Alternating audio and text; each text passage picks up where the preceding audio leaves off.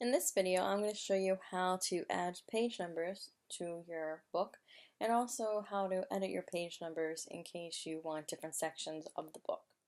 So first you can see I have my master pages here, and then I also have my book laid out here. So I want to go up to my master pages, and once I have that blinking right there, I want to go up to type, insert special characters, markers, and then current page number. And it will give you just like a generic A. But what that means is that it will stay current, and if I need to add or delete more pages, it will do that too. So depending on where you want this, both pages, one page, throughout, you can always set that up right here. But if you want to have it on both pages, all you have to do is Option Command, Shift and drag, and then repeat it over there. So let's say I'll go on page 14 and 15 right here. You can see that that's applied it. And let's say here I just want to add maybe 2 new pages. You can see now how the pages have shifted to allow that in. So to add page numbers, it's as easy as that. Now let's say I wanted to hide a page number. What I can do there is create a new master, B, and I can have that there.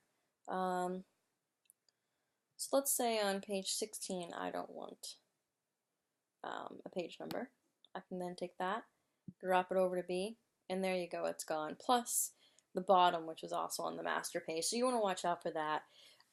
You can always set your page numbers on one master, your footer on another master. You can create as many masters as you want.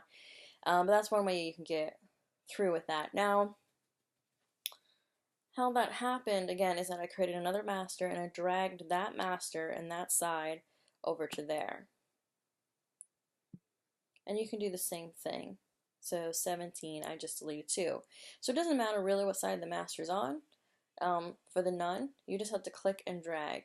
So if you want like every other page done, then it's just better to specify that in your original master.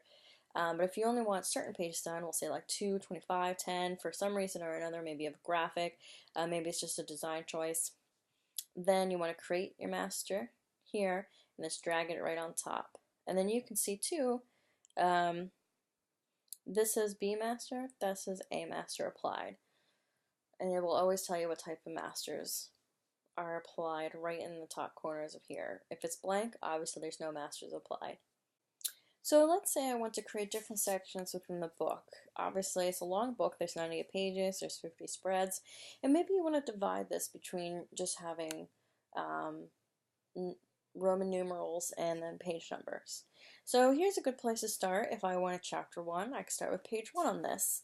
And what I can do, I can find that page right here. And if you go up to the more options under pages and click numbering as section options right here, this gives you a lot of power. So what you can do automatic page numbering, which is what we have now. So if I add or drop a page, it will automatically change that, but it will start at the beginning. So you can come down here, start numbering at page 1. Again, I have the page I want selected that I want to start at page 1, so we can start that. Now what this is telling you is that we are actually naming this page page 1. This doesn't matter so much right now, but it will matter later on if you're trying to jump around and find a certain page or go to it quickly. So you're saying find page 23. Maybe you have a few that are the number 23 as in different sections if you're working that way. So I can show you how to find that page later. And click OK. So there you go, page 13, chapter 1, page 1. And you can see that now this sort of like grayed out arrow, it's now under 1, and you can see how now this is 1 through 10, or actually 1 through 12. And then this again starts at 1 through how many I have there. So now what I'd like to do is have that 1 through 12 as set as something different. So with this, now I want to change the first section, 12 through 1. And again, I want to go up to the options, numbering and selections. And I'd like to start this starting at 1, but then I'd like to change that style and maybe have Roman numerals. And we can push OK there. So obviously I don't want it on the cover, but what you have to do with these ones is that you have to supply your A master, and you can pop it onto there. So you can see here with 5 it showed up,